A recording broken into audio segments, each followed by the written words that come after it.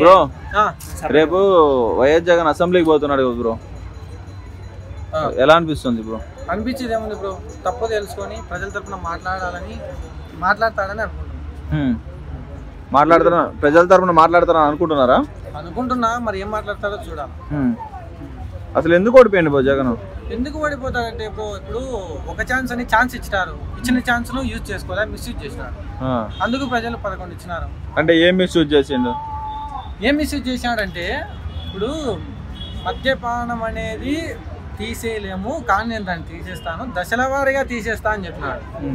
కానీ ఆయన వచ్చి దశల వారీగా తీసే కథ పక్కన పెడితే దశల వారీగా రేట్లు పెంచుకుంటా పోయాడు, దశల వారీగా కల్తీ మద్యం అమ్ముకుంటా పోయినాడు. అంటే రేట్లు పెంచితే మందు తాగడం తగ్గిస్తారా అన్నట్టుగా అని ఊహించాను అన్నాడు. బ్రో మీరు వినింటారు, నేను వినింటాను. తొడ సంబంధాలు 90 ఏళ్ళు.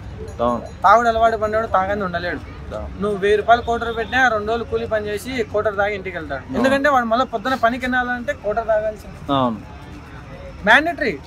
అంటే అప్పట్లో చంద్రబాబు ఉన్నప్పుడు కానీ పూర్వ గవర్నమెంట్లు ఉన్నప్పుడు బెల్ట్ షాపులు ఎక్కువ ఎంకరేజ్ చేసేది, మొదటిసారిగా గవర్నమెంట్ అమ్ముతున్నది మందు అనేది కూడా చెప్పారు కదా.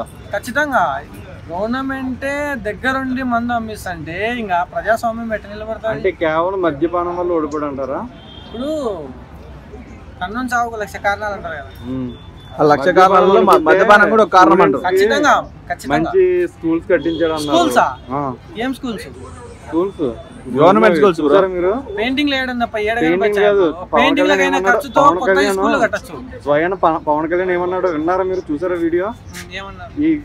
ఈ చైర్స్ గానీ ఇవన్నీ కానీ టెక్నాలజీ కానీ ఎప్పుడు వచ్చి కార్పొరేట్ స్కూల్ ఉన్నాయి, గవర్నమెంట్ స్కూల్ అన్నాడు, విన్నారా? బ్రో ఇప్పుడు నువ్వు చైర్స్ అంటున్నావు, వింటున్నా. మీరు చైర్స్ అంటున్నావు, కుర్చీలు అంటున్నావు, టెక్నాలజీ. ఇంతకుముందు ఎప్పుడైనా గవర్నమెంట్ స్కూల్ అంత ఇంగ్లీష్ మాట్లాడడం చూసిరా? ఆ బెండపూడి కానీ అప్పుడు దాన్ని కూడా ట్రోలింగ్ చేసిరు ప్రపంచ వ్యాప్తంగా. యుఎన్ఓలో ఆ స్కూల్లోకి వెళ్ళి స్కూల్లో 100 మంది ఉంటే 100 మంది ఇంగ్లీష్ లో మాట్లాడటం మీరు చూసినారా? ఇప్పుడు స్కూల్లో 100 మంది చదువుతుంటే 100 మంది కూడా గవర్నమెంట్ జాబ్, 100 మంది కూడా కలెక్టర్ అవ్వరు కదా. అంటే మీరు గణనీయంగా అభివృద్ధి జరిగిందంటే గణనీయంగా 100 మంది మాట్లాడితేనే కదా అభివృద్ధి. విద్యాశాఖలో ఆంధ్రప్రదేశ్ నెంబర్ 1 వచ్చిందని అదన్నా తెలుసా మీకు డేటా? బ్రో అది ఏ ఛానల్ వచ్చింది బ్రో? ఛానల్ కాదు బ్రో, అవును బ్రో, సాక్షిలో 1,00,000 చెప్తారు. సాక్షి కాదు, 1,00,000 చెప్తారు. ఏబిఎన్ లో 1,00,000 చెప్తారా? ఎవరి ఛానల్లో సెల్ఫీ డబ్బా వాడు కొట్టుకుంటాడు. వాస్తవాలు మనకు తెలియాలి కదా. ఓకే, వాస్తవాలు ఏందో ప్రజలకు తెలియాలి కదా. పింఛన్లు టయానికి అందినా అందలేదంట. ఏంటి బ్రో పింఛన్లు? బ్రో నేను సింపుల్ గా నీకు మాట చెప్తా. ఓకే, ఆ టైంలో నిత్యావసర వస్తు ధరల రేట్లు ఎట్లున్నాయి అది ఆలోచన చేయి. ఆ టైంలో కరెంట్ రేట్లు ఎట్టున్నాయి అది ఆలోచన చేయి. ఇవన్నీ కరెక్ట్ గా ఉండి జగన్ మిగతా అన్ని ఇచ్చినాడంటే జగన్ మంచోడు. 6 నెలలు ఏమైనా రేట్లు తగ్గిపోయి అంటారా? ఇప్పుడు ఏమైనా తగ్గినాయా కొత్త ప్రభుత్వం వచ్చిన తర్వాత? ఈ 6 నెలలు అంటారా? ఈ 6 నెలల్లో ఇప్పుడు నీ దగ్గర 100 రూపాయలు ఉంది జోబులో, 150 రూపాయలు వాడేసుకున్నావు, ఇంకా నువ్వు 50 రూపాయలు బాకీ నీ జోబికి బాకీ ఉండవు. ఓకేనా? ఆ 50లోకి మళ్ళీ మేము 50 రూపాయలు పెట్టాలంటే టైం పడుతుంది కదా. మీకేమో 5 ఏళ్లలో ఏం చేసినారంటే 2 ఏళ్ళు కరోనా వచ్చిందని చెప్తారు. ఇప్పుడు 9 నెలలు కాలే వచ్చి ప్రభుత్వం 1,22,000 కోట్లు అన్ని మీ జోబులోకి రావాలా? పథకాలన్నీ 9 నెలల్లోనే మీ జోబులోకి రావాలా? 5 ఏళ్ళు మీరేం చేసినారంటే కరోనా వచ్చిందని చెప్తారు. ఇప్పుడు 1,22,000 కోట్లు అప్పయిందంట చంద్రబాబు నాయుడు వచ్చిన తర్వాత, అది తెలుసా మీకు? ఒకడు 1,00,000 కోట్లు అంటాడు, 1,20,000 కోట్లు అంటాడు. 1,22,000 కోట్లు అఫీషియల్ గా ప్రకటించారు.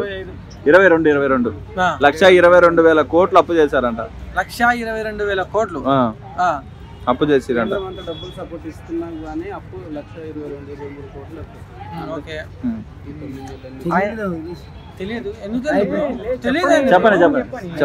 కట్ చేసుకో, మా తెలిసింది మేము చెప్తాం. కట్ చేయం. నువ్వు చెప్పి 1,20,000 కోట్లు అప్పయింది అంటున్నావు నువ్వు. అమరావతిలోకి ఏమన్నా మీరు ఈ మధ్యలో వెళ్ళారా? వెళ్ళి చూసారా? అక్కడ కూడా ఒకసారి చూడండి ఏం జరుగుతుందని. సరే వచ్చిన వెంటనే 4,000 4,500 మొదటి నెలలోనే ఇస్తా అని చెప్పినాడు. ఇచ్చినాడు. చేపలు తీస్తాడు చేపలు అంటే వరదలు నీళ్లు వచ్చినాయి కదా, ఆ నీళ్లు నిలబడి గుంతల్లో మోటార్లు పెడితే పెద్ద పెద్ద చేపలు. అవునులే బ్రో, మీరు చెప్పినట్టు జగన్ మంచోడు అయ్యి ఉండే సచివాలయాలన్నీ కుదవ పెడితే బ్రో జగన్ ఎందుకు ఓడిపోయాడంటే 1947 నుంచి ఏ సీఎం సచివాలయాన్ని కుదవ పెట్టాలా తాకట్టు పెట్టే పొజిషన్ లోకి రాష్ట్రాన్ని తీసుకోపోలే. పెట్టినాడా లేదా?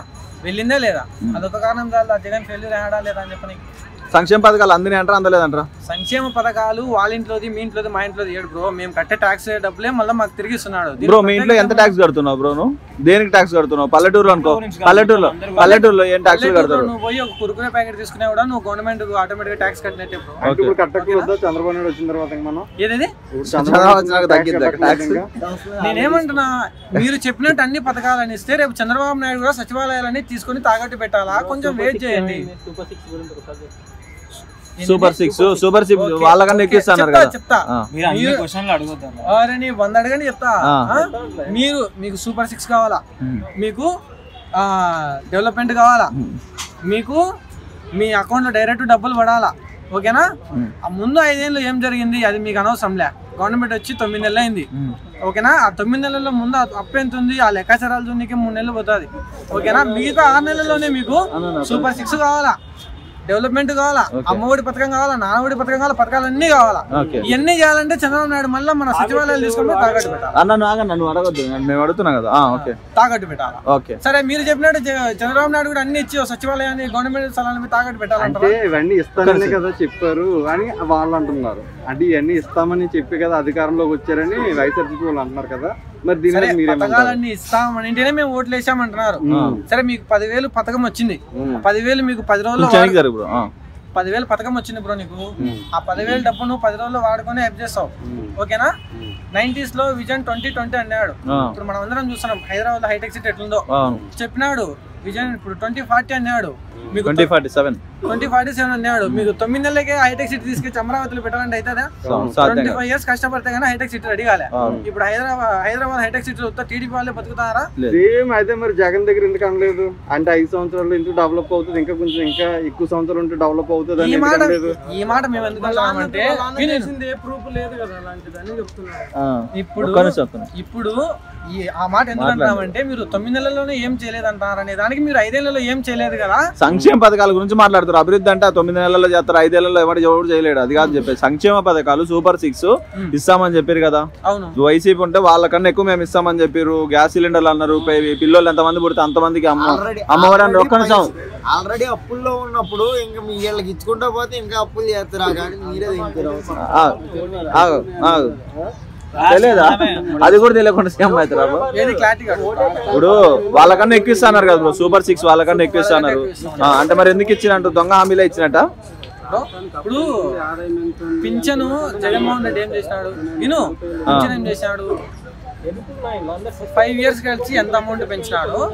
చంద్రబాబు నాయుడు వచ్చిన తర్వాత ఫస్ట్ మంత్ ఇచ్చినాడా లేదా ఒకటి చెప్తున్నాను. ఫస్ట్ మంత్ ఇచ్చినాడు కదా, ఇచ్చినాడు కదా. ఏమన్నా 2 years 1 year కింద పెంచుకుంటా పోయి ఇచ్చినాడు? ఏమన్నా ఇవ్వలేదు కదా.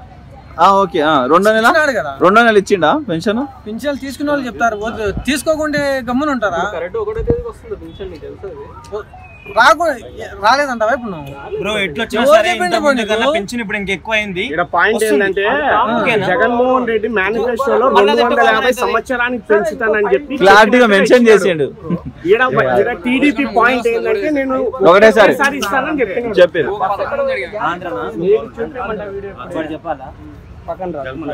సరే చెప్పు. ఏదైనా కానీ జగన్ ఇప్పుడు రాజకీయాలు అనేది అవినీతి లేకుండా చేస్తారనేది కొత్త మాటలు, ఓకేనా? కానీ జగన్ కంటే చంద్రబాబు నాయుడు మేలు చేస్తారని అనుకుంటున్నారు. మేము అనుకుంటున్నాం. ఓకే బ్రో, 2029లో ఇలానే కంటిన్యూ అయితే ఎవరు గెలుస్తారు అనుకుంటున్నారు బ్రో? కూటమి మంచిగా చేస్తే కూటమి డెఫినెట్ గా గెలుస్తుంది. లేదు కూటమి వీళ్ళ గందరగోళం గొడవలో పడి ప్రజల్ని ప్రభుత్వాన్ని పట్టించుకోకుండా రాష్ట్రాన్ని వదిలి పెట్టేసినారంటే 6 వస్తాయి. సీట్లా? ఎవరెవరు ఆ సీట్లు? వీళ్ళు రాష్ట్రాన్ని ప్రజలను పట్టించుకోకుండా వీళ్ళ సంబరాల్లో వీరుంటే జగన్ కు 11 వచ్చినాయి, కూటమికి 6 వస్తాయి. కానీ అలా జరగదు. కూటమి బాగా వర్క్ చేస్తుంది. కేంద్రం నుంచి కూటమికి సపోర్ట్ ఉంది. 29లో కూడా కూటమి గెలుస్తారు.